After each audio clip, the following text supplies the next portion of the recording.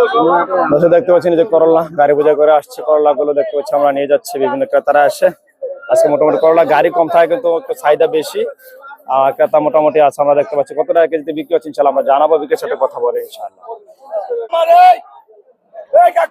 দেখতে পাচ্ছি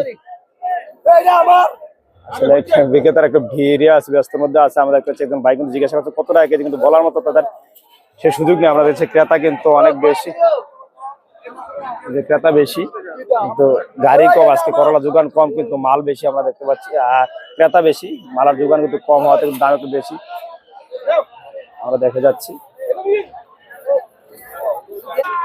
আজ করলা বাজার গরম আমরা দেখতে পাই। কত বিক্রি করতেছেন আজকে?